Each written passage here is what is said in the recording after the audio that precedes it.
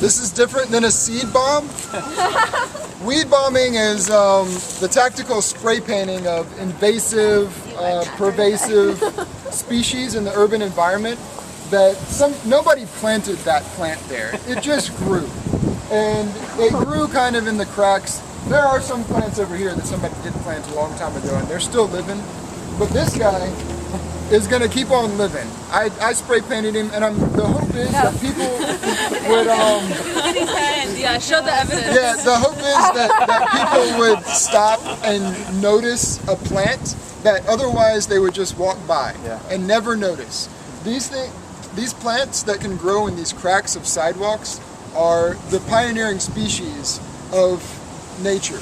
They're the ones, when we're done paving over shit, they're the ones that are going to come back and they're going to grow, and their roots are going to crack more cracks in the sidewalk and let other plants grow.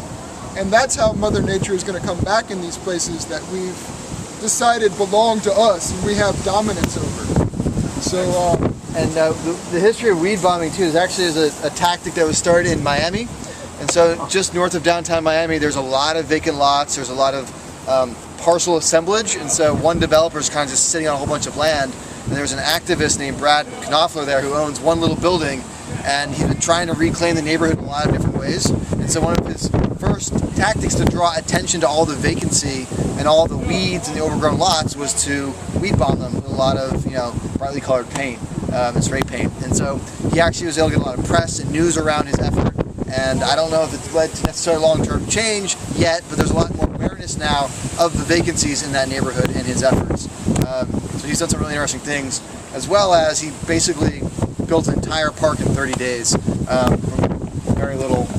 So he has this 3-year contract to do a pop-up park, and so he's very active in the neighborhood trying to get things going in a new direction. So, what was his name again? Brad Knopfler.